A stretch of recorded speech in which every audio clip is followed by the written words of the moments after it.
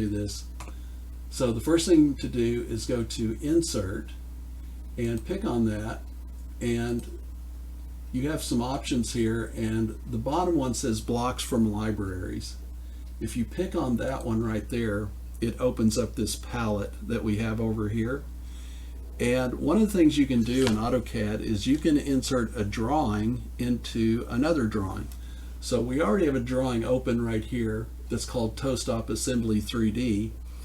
And if you look over here on this palette, right up here at the top, there is an icon, and it says Displays File Navigation dialog box, where you can specify a drawing to insert as a block into the current drawing. So that's what we want to do. We're going to pick on that, and that's going to take you to, in your case, you'll want to look to your My Drive and find the toe stop that you've been working on, which is the 2D version of it.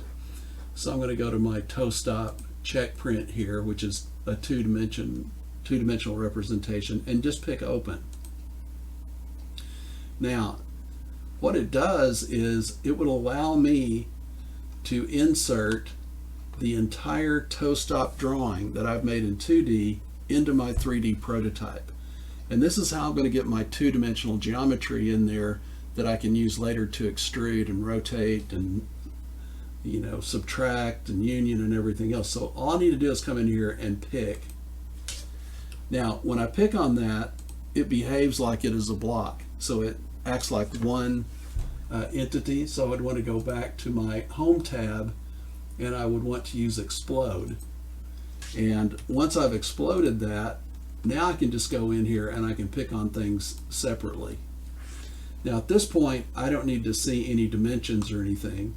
So I could go freeze my dimension layer. I could go up here and find my dimension layer. I can either turn it off or freeze it and take all of those out.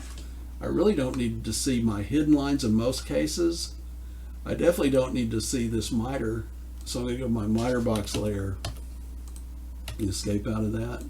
Come on. Oh, come on. Why is it not letting me deselect? There we go. So go to miter box, and I can freeze that, turn that off. I can actually close this palette over here. So you can see that what I'm doing, I'm just getting this down to where it's just my 2D geometry, because I'm going to use that 2D geometry to, you know, do my extrusions and things from. So I'm going to switch to a different file just to show you. This one's a little bit further along. So what I've done is I've taken my 2D geometry, and for example, I make a copy of this profile right here, and I move it over here to the side, and then I do a press pull right here, and I get the height of that on my extrusion, and the height of that is supposed to be 2 inches, so I would extrude that part here. Then I would take this view just right here in the top, and I would trim that and copy it over here and extrude that. And for example, that's extruded 1.25 inches. And then I would rotate that 90 degrees and take this corner and set it right on the top of this and union those together. And I would build the countersunk hole using region and revolve. Remember that you take your countersunk hole, what you're going to see is either a visible line in one of your views or is hidden lines in the other view, and just copy it out and draw a line right down through the center of it from midpoint to midpoint. Trim everything out because we want half of that countersunk shape. Then use the region command, excuse me, turn that into a region, and then do a revolve of 360 degrees. And then you would do a 3D rotate on that, rotate it up 90 degrees, and set it right in here at the center point. So the center point of this arc would be where that's located at, and then you would subtract that shape out. So what happens is you start to build these parts. This is your second part right over here. You're just going from 2D geometry, doing extrudes and unions and subtracts, revolves. On your cleat pin, if you look at your 2D geometry of your cleat pin, You can actually do an extrude or a press pull just on this circle right here, because you will need that circle to subtract from your 3D model to get the hole. You see, we need to have a hole through it right here. So I would just take your view that you have of your cleat pin. I would do a press pull. So one thing you might want to do is come up here and change out of drafting and annotation and just go to 3D modeling, so that you have those tools that we were using the other day in chapter 10. And then you can do a press pull, and you can pick like inside this guy and just press pull that up. You can even do a move on it at that point. Do a move and pick on it and just move it straight down. And that way when you do the revolve, so in your next step you're going to trim out everything that you have on one half of that, like this. You're going to keep your chamfers and everything, but you'll clear out any of the interior. So essentially you're just drawing a line from the midpoint. Let me go back and get a line command here. Drawing a line from like here to there, and trimming everything to this side of that line. So you're trying to create this shape right here, and then you would want to turn that into a region. And remember, region is a draw command, so there's region right here. And so you need to window the entire thing and then enter. Let's see if we can turn that into a region like that. And then you would want to do your revolve. So you go to extrude and go to revolve, and you would pick the region and press enter, and it will say where's the starting axis point. You would pick at that corner there.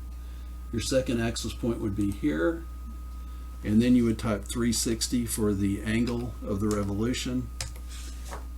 All right, and then your next step would be to do a subtract, which is right up here.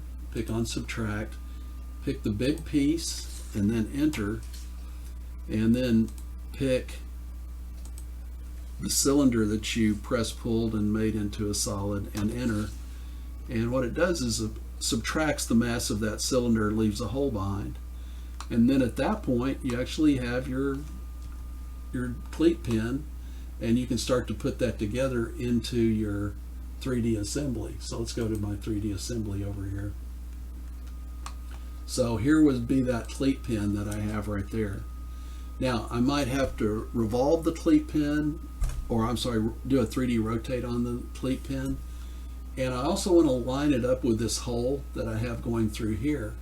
And so you could actually draw a line from the center of that hole, and you want to snap to the center of the hole, and you want to come straight straight out. You want to make sure that ortho is on. So you turn F8 on and draw a line out like this, so that when you move the cleat pin,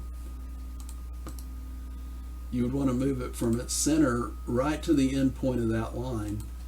And that way you know they're actually lined up right along like that.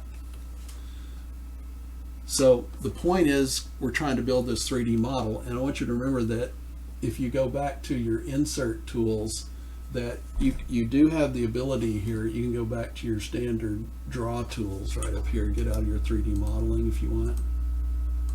Must be in a command. Let's go back to drafting and annotation and just go to insert, and I can go to insert, and the prototype has some 3D parts in it, and one is a 3D hex head screw. So if I pick on that right there, you can see that I'm dragging a 3D hex head screw. So I can put that there. I can go back to insert, and I can do a 3D washer, and I actually want to put 2 of those washers in, so I would do that again. And all of this is shown in the video, how to line all of this stuff up. And so I'm going to go back. I would want that hex head nut. I'm going to put that there. Again, you would want to do a line to line everything up from. So if you do a line from like the center point of the base of this and just zoom down like that, you would want to move everything that you have here. Let's go back to home. Do a move, for example, on this nut, and you would want to pick right at the center of the ellipse and move it to right there. That way it's truly lined up along the center of that. And you would do the same thing, do a move and find the center of that washer and maybe move it to the midpoint of that line so it's lined up right there. And then, so you can see that what we have over here is we have the screw and we have a washer, another washer, and a nut. All those should be in a line with this hole on the counter bore right there. So I was showing you guys the other day in class that, oh, I think I erased something else out I didn't want to. Let me get rid of these guys that I just put in there. That one way to check your model is to go to the top view. And if everything is lined up correctly, it will look like this right here. Everything will appear to be lined up exactly in order like that. Now you can see that this guy is not lined up with that hole. I thought it was, but it's not. So I'm just going to pick on that guy and move it again. And first thing I'll do is just move it out into space. And then I would do a move on it and pick it and enter. And I want to come get the center of it and move it right to the end point of that line right there. And now let me look at the front view. It should be lined up perfectly right on that hole. And I should be able then to just move that to where I want it. So if I pick on move and I have ortho on, I can just slide it right down that line and move it in somewhere like that. So now if I go to my top view again, it is definitely lined up, and I would take out my, take out that construction line that I have right there. All right, so let's talk about then, well, how do you put this into your assembly? So over here I have an assembly drawing, and so there's a couple of things going on here. In AutoCAD, the window that we have back into model space is usually done with a viewport, but the way we're going to do it on the 3D model, and this is different from what video 5 shows in Blackboard, by the way. I'm going to show you a better way to put this in here, and this way is covered step by step starting on page let me see, starting in step 10 on page 437.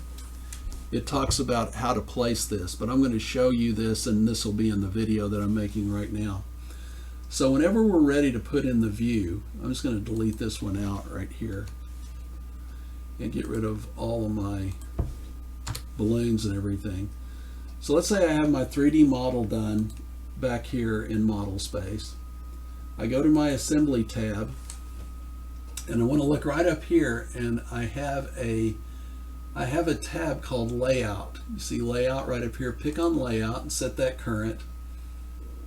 And then come over here, you have a tool called base. And if you pick on the down arrow by base, we're going to do our model from model space. So I'm going to pick on from model space. And at that point, you can see that you'll be dragging around your 3D model. So place the 3D model approximately where you think it's going to go. Now it's not at the right scale yet or anything, but we're going to work on that. So I'm going to pick right in here as the location for my model. When you do that, you have some options right in here, and one is the orientation of the model. So right now it looks like we're looking at a front view or something, so I'm going to go to orientation, and this time I'm going to choose Northeast ISO. For some reason that one's working for mine. It may not work for you. I'll show you what that view does though. When I go to Northeast ISO, this is the view that I get, is right there, and that's the view that I want. Okay, the next thing I want to do is go to hidden lines, and I want to do shaded with visible lines. Well, you've got shaded with, or you've got visible and hidden lines, and what the step tells you to do, let me go over here, this is on, now I'm on page 438, it says click on the hidden lines option menu and select the shaded with visible lines option. So I'm going to choose shaded with visible lines right there. Now is where we get to the scale. So I'm going to pick on scale, and it says enter a scale. Now, what the book says to do is set your scale to 1/3 scale, which is 1 equals 3. You could type it in like that, or you could just type 0.33, which would be 1/3 scale, and then enter. And you'll see it'll get quite a bit bigger when you do that. And you may have to move this down a little bit once you see what the scale is going to be. And at that point, I think you're pretty much done. So you pick on exit, and then you press enter. And then that will put your view in. Now, once you get that, let's see, I believe we can just drag this guy. There's somewhere in, here we go. We should be able to drag this down. I think because I have ortho on, it might be messing with me a little bit. There it is. So I'm going to drag it a bit and get it sort of centered. And what I'm trying to do is sort of center it from the side of my parts list over to my border over here on this side. So there's what my view is going to look like. And the next step I'm going to do, one thing I want to do, if you move your cursor across it, you will see an outline showing you the outline of the view. You see that rectangle that's around it right there.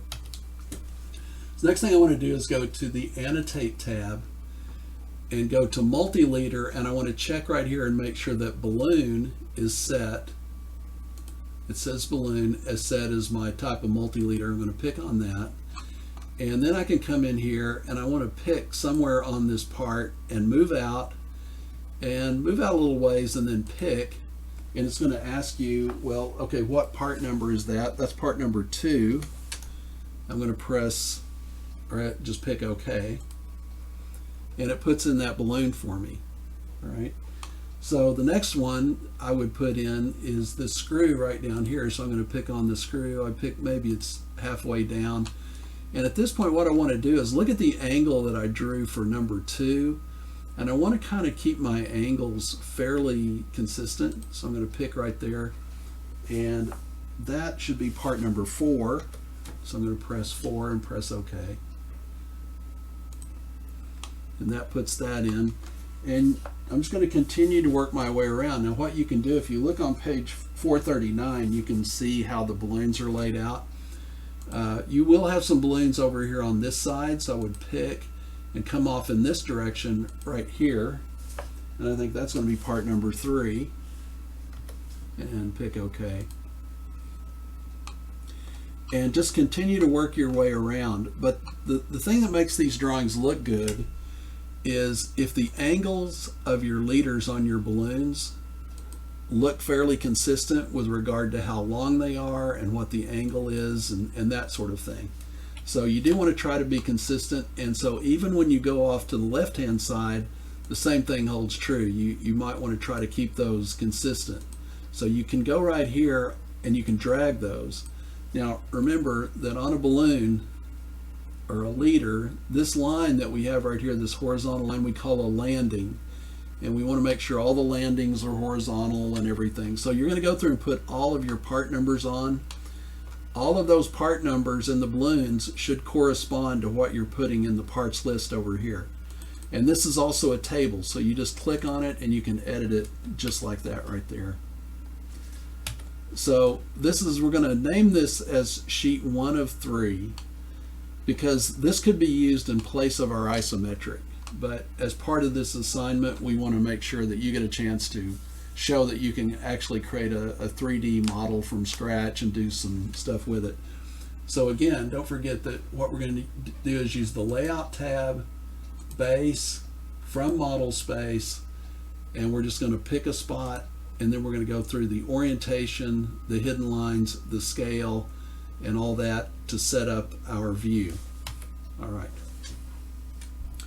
So this is why you're going to have 4 sheets. This sheet will be, even though we say it's sheet 1 of 3, if you go back to your other sheets over here, the assembly, we're actually going to number it 1 of 3 because this is our isometric, our exploded isometric assembly. But our 3D model could really take the place of this if we wanted it to. And then our details sheet will be 2 of 3. And details 2 will be sheet 3 of 3. So when you print the entire thing out, let me go over here. These are the 4 sheets that you will be printing out and doing a check print on Monday of next week. So the plan for the schedule for the rest of the semester is this. In fact, let me stop this recording right